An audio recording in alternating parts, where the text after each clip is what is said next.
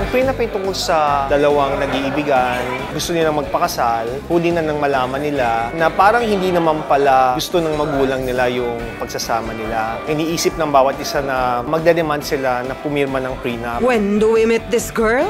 Tomorrow. Kailangan pumirma sila ng prenup. Prenuptial agreement po? I think this is the first film to really tackle the idea of yung prenuptial agreement. Personally, hindi. Pagdating sa kasal, it's all or nothing. Pag may prenup agreement, parang nagbibigay ng negative vibe sa wedding, di ba? Oo. May mga bagay na para sa akin yung mga pinaghirapan mo, sa'yo yun, di ba? No matter what problems arise, we will face them together. Kahit anong mangyari, hindi tayo maghihiwalay, ha?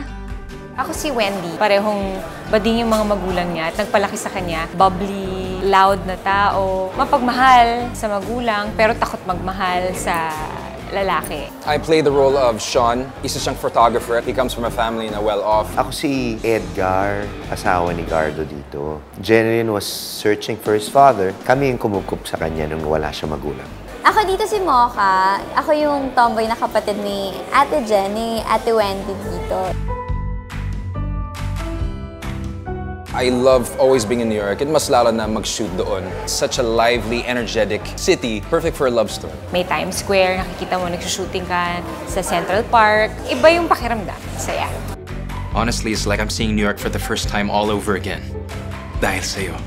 Si Jeneline actually napakabait. Naturally funny and charming and giving, and it made it a lot easier for me.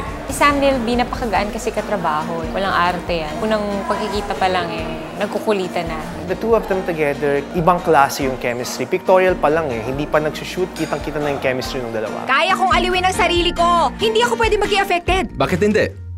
My first time working with Direk Jun din. Simula sa first day pa lang, he made you feel very, very comfortable. Sa tingin ko, isa siya sa mga pinaka-patient at pinaka-creative na director na nakatrabaho ko. Sobrang galing na director ni Direk Jun. Magaganda yung shots niya. Award-winning yan. Hindi lang sa Pilipinas, dahil international si Direk. Mas maling family ko.